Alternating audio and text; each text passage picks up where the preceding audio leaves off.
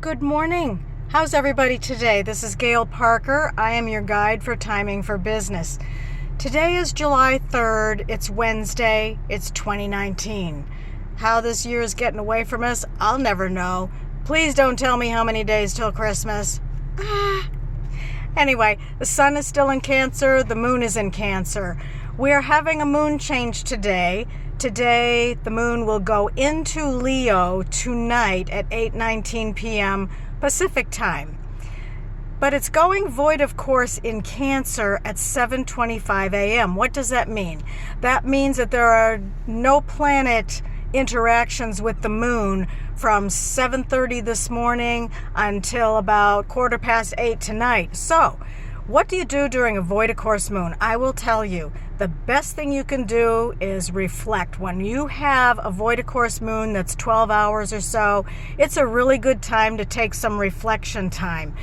Think about yesterday when I mentioned to you, be kind to others. I have something that I'm going to share with you that is something that was quite unexpected that happened to me yesterday. I believe in the 17-second rule. I believe those are the teachings from Abraham, Esther, and Jerry Hicks. I think it was the 17-second rule that they were teaching. But anyway, the 17-second rule, what that means is that when you have this negative emotion that comes over you, you're thinking about something really bad. And we have those happen to us every single day, many times during the day. But be conscious of it and try to get that negative out of you. So it gives you don't give that negative emotion any more than 17 seconds. Get it out of your thinking and start thinking of something positive. So yesterday, now I have a lesson about judging people. Yesterday, I found myself judging somebody.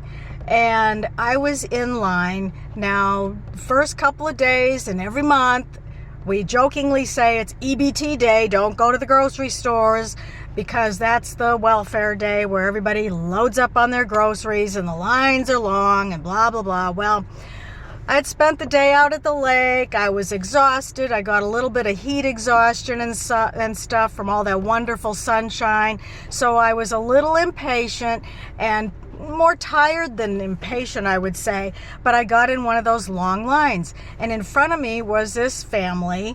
There were 5 of them, 3 children and a mom and a dad, and the grocery cart was loaded up, and I'm like, okay, I'm gonna have to wait in line for this long line. So I'm kind of finding myself stamping the little foot, and I'm like, oh gee, no, 17-second rule, got to get out of that. So I immediately changed it and I started looking at something positive. So I started looking at the children, saying, oh, how sweet they are, how pretty they are.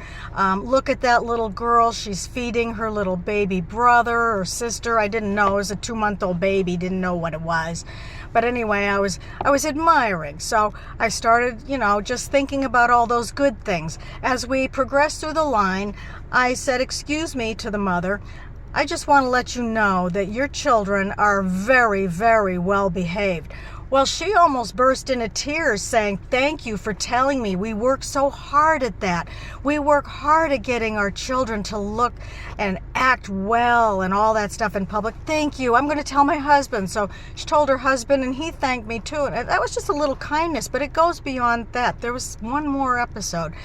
So anyway, they go through the whole thing, and this grocery store suddenly announces that the EBT and WIC systems are completely down.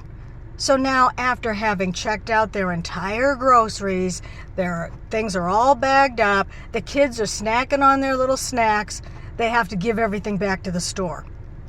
Well, I don't have enough money to pay for their groceries. There was at least $400 worth of groceries in there. So, but anyway, I'm looking at everything, and the kids were really disappointed at having to give back their snacks. I couldn't believe that the store was making them give back their couple little snacks and stuff with all that.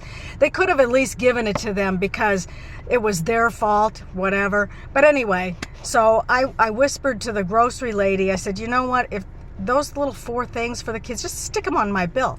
So, and I'm not trying to say this to brag about me. And no, it's not about me. Not about me at all. I'm just trying to explain something that happened to me yesterday.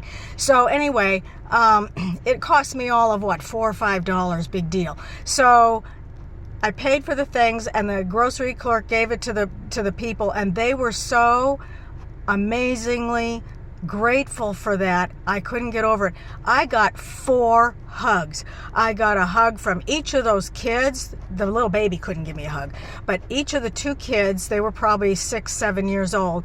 They came running to me with the big eyes and the big hugs. The mother gave me a hug. The father gave me a hug. You would think I had given them $1 million.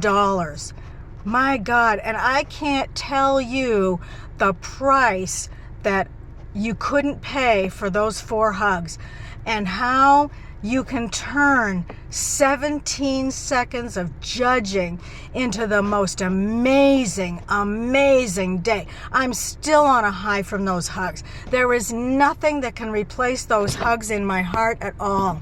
And I hope that you guys can learn something from this. And I hope that you can do a random act of kindness, because you just never know who is going to be helped by it, and just the joy that you give them as well as what they give you back.